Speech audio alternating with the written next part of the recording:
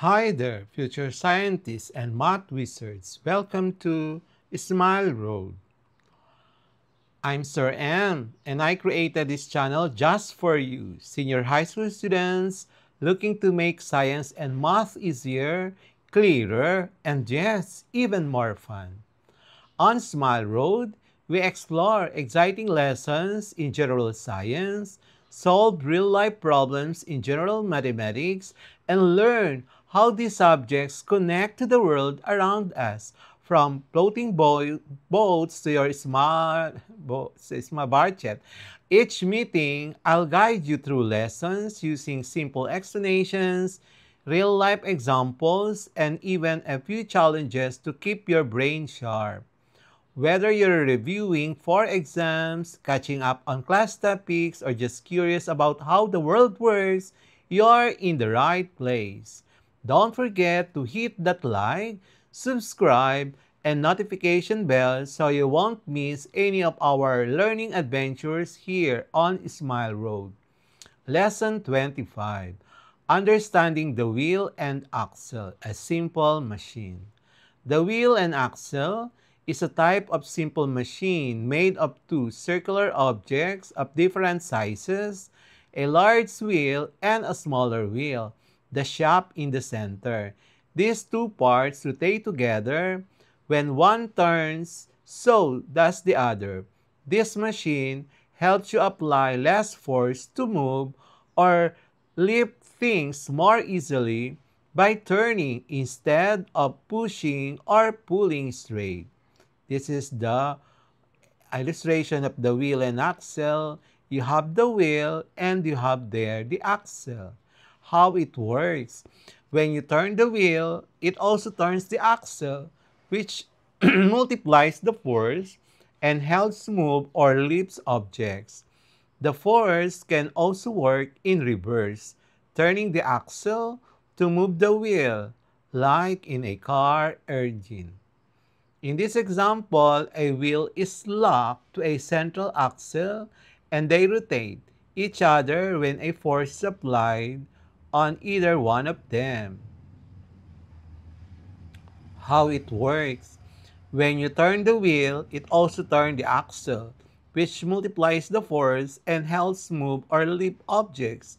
The force can also work in reverse, turning the axle to move the wheel, like in a car engine. The formula to use mechanical advantage would be radius of the wheel over the radius of the axle. And a larger wheel compared to the axle means you need less effort to do the same work. Examples of wheel and axle: doorknob, rolling pin, steering wheel, wrench, bicycle wheels and gears, windmill, handrail. And these are the example illustration of the wheel and axle examples: the wheelchair, electric fan, the windmill, the doorknob, the Ferris wheel, and the bicycle. Why it's useful? It reduces effort needed to move loads, makes rotating or turning tasks easier. It's used in transportation, machinery, and tools. Real-life application. A car uses wheel and axle to move with less effort. A doorknob lets you open doors easily by turning the wheel. A screwdriver turns screws using the same principle.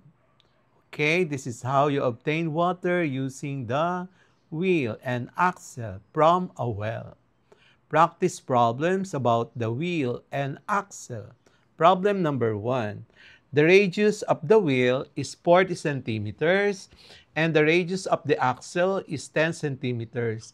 What is the mechanical advantage given the radius of the wheel 40 centimeters, radius of the axle 10 centimeters?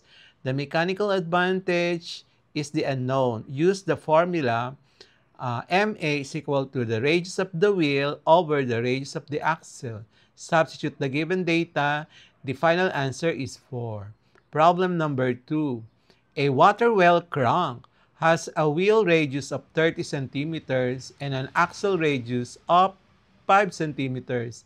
Calculate the mechanical advantage of the crank. Given radius of the wheel 30 centimeters, radius of the axle 5 centimeters. Required mechanical advantage. Use the formula MA is equal to the radius of the wheel over the radius of the axle.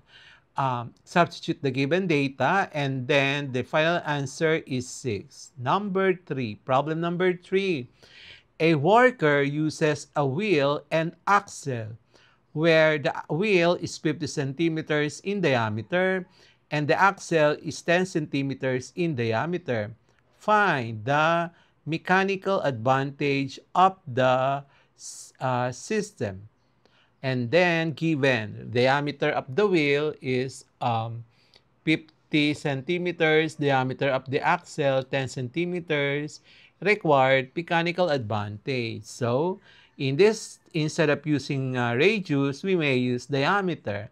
Mechanical advantage is equal to diameter of a wheel divided by the diameter of the axle. Substitute the given data. The mechanical advantage is 5. Problem number 4. A rotating door mechanism has a wheel radius of 25 cm and an axle radius of 5 cm. Determine the mechanical advantage. Given radius of the wheel 25 cm, radius of the axle 5 cm, unknown mechanical advantage. Use the formula MA is equal to the radius of the wheel divided by the radius of the axle. Substitute the given data. The final answer is 5. The MCQ for lesson number 25, Understanding the Wheel and Axle, a Simple Machine, is number 1. A wheel has a radius of 50 centimeters and an axle and has a radius of 10 centimeters. What is the mechanical advantage? Letter A, 4. Letter B, 5. Letter C, 6. Letter D, 7. Number 2. The diameter of the wheel is 80 centimeters and the diameter of the axle is 20 centimeters. What is the mechanical advantage? Letter A, 2. Letter B, 3. Letter C, 4. Letter D, 5. Number 3. A wheel and axle has a wheel radius of 45 centimeters and axle radius of 15 centimeters. What is the mechanical advantage? Letter A, 2. Letter B, 3. Letter C, 4. Letter D, 5. Number 4. The radius of the wheel is 36 centimeters and the radius of the axle is 6 centimeters. Find the mechanical advantage. Letter A, 4. Letter B, 5. Letter C, 6. Letter D, 7. Number 5. If the wheel has a diameter of 100 centimeters and the axle has a diameter of 25 centimeters, what is the MA? Letter A, 2. Letter B, 3. Letter C, 4. Letter D, 5. Number 6. A worker uses a wheel and axle system with an axle radius of 5 centimeters and a mechanical advantage of 6. What is the wheel's radius? Letter A, 20 centimeters. Letter B, 30 centimeters. Letter C, 35 centimeters. Letter D, 40 centimeters. Number 8. There is no number 7. What happens to the mechanical advantage if the radius of the axle increases while the wheel remains the same size? Letter A, it increases. Letter B, it decreases. Letter C, it remains constant. Letter D, it becomes 0. Number 9. A mechanic uses a wheel with a 60 centimeter diameter and an axle of 15 centimeter diameter. What is the mechanical advantage? Letter A, 2. Letter B, 3. Letter C, 4. Letter D, 5. Number 10. A machine has a wheel of radius 25 centimeter and axle of radius 10 centimeter. Find the mechanical advantage. Letter A, 2. Letter B, 2.5. Letter C, 3. Letter D, 4. And the answer key for lesson 25, please proceed to lesson 26. Triple S. It should only be double S.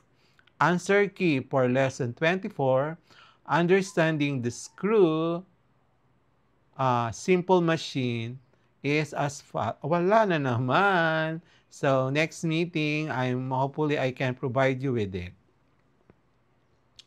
And that's it for today's lesson here on Smile Road.